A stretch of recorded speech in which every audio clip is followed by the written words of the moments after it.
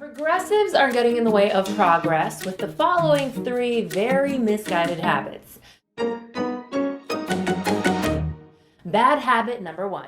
If you're in the perceived oppressor group, white people, you are totally barred from giving opinions on racial discrimination, religious intolerance, or any other forms of oppression because what do you know, oppressor?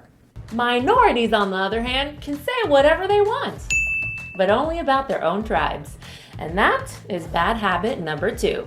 Black people can weigh in on police brutality, women can debate abortion rights, but don't you dare offer feedback, new ideas, or shared experiences to other tribes because that is out of bounds. In other words, unless you know exactly what I'm going through, shut the fuck up. Unless, of course, we're talking about white people. White people. Because shitty habit number 3, everyone can talk about white people, especially us people of color. We like to think of it as an immunity card following the last 500 years of cultural and ethnic cleansing. We POCs can point fingers at, ridicule, and villainize white people, no matter their intentions, or their experiences with oppression, or their individual history of being an ally, or their potential to be an ally in the future. Y'all with me so far? Great! Here's the problem. These habits are the wrinkle creams of progress. It feels good at first, but that shit don't work. Like habit number 1 about silencing white people. We need white allies. We need them active in the conversation so that they're active in the solution. And let us not forget, white people are still the gatekeepers. That's why MLK spent so much time working with white members of Congress, because Dr. King understood that without engaging white allies, the Civil Rights Act would have never been passed. It's the same reason why Snoop Dogg and The Game sat down with LAPD right after the deaths of Sterling Brown and Philando Castile. Our whole mission today was to move in peace and not to bash the police, but to come up here and get some dialogue and some communication. If we want to change police culture, we need the police. Excluding white people from having a seat at the table, that doesn't create equality. That just creates a reversal of the power dynamics. Actually, can I take a moment right now and speak directly to my wokest of woke white friends? Okay. What's up, y'all? I love you. Thank you for your growing racial sensitivity and for fighting against oppression. Thank you for making your parents watch 13th last Christmas. That was really dope. And thank you for no longer wearing those feather headdresses at Burning Man. We all really appreciate it. But also, every time you mute yourself in a conversation about oppression, while I get that you're just trying to correct for most of history, in my humble opinion, to mute yourself for being white is to revoke your responsibility as a human being to participate in the conversations where we need you most. Don't disempower yourself.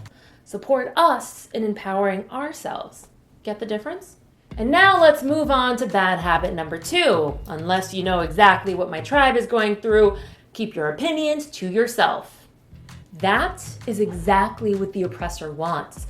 Minorities that are separated and siloed, because united we stand, but divided we fall and get conquered. We all benefit from cross-pollinating, and most importantly, from aligning on the issues that affect all of us. Like when Jews and blacks came together during the Civil Rights Movement. Y'all remember that?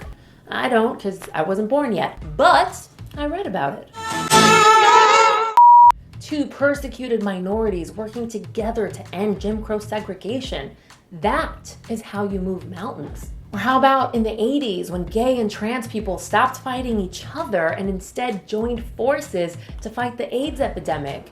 Again, I don't remember it. I was a toddler, but I watched Pose on FX, so I knew about it. We gotta stop tearing each other down. Like when we call the Gina Rodriguez's of the world anti-black for loving a culture and a music so much that with no malicious intent, she sings a loaded song lyric. Something, by the way, that J-Lo did 20 years ago, something that Fat Joe does to this day, that's not anti-black. That's identifying with black culture.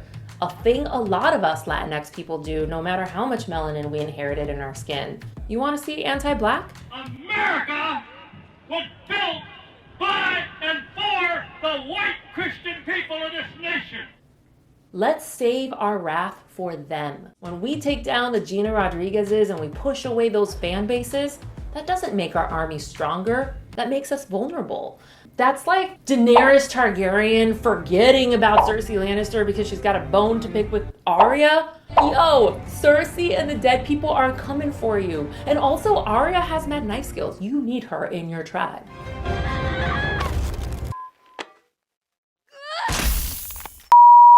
Were things perfectly harmonious between blacks and Jews during the civil rights movement? No. Same thing with gays and lesbians and trans people when they were fighting the AIDS epidemic. But imperfectly united is way better than perfectly divided.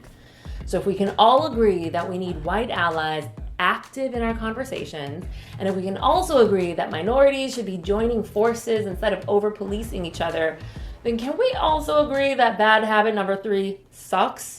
The one that grants us permission to make fun of white people for like ever? The world doesn't change overnight. Villainizing white people for not being woke enough fast enough, it doesn't make them any more woke, it just pushes them toward Trump. Let's be better to them than they have historically been to us.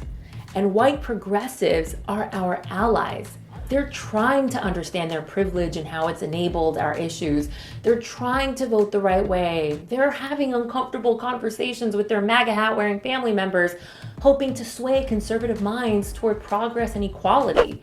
So when we slander all white people and make them the butt of our jokes as if they had no feelings, we're also slandering some of the very people who've been our allies since day one, since before it was cool to call yourself an ally.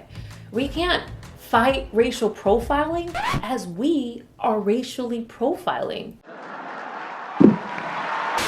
Let's fight this culture war with respect and love as our weapons, because at the end of the day, if we're gonna shoot people down on the virtue of their skin color, then we're no better than they are.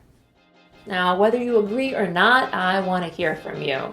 How do you think that we can heal from our divisiveness? Comment below. I will read everything you guys write. And also subscribe to my channel. I don't know where the button is right now, but wherever it is, you should definitely hit it.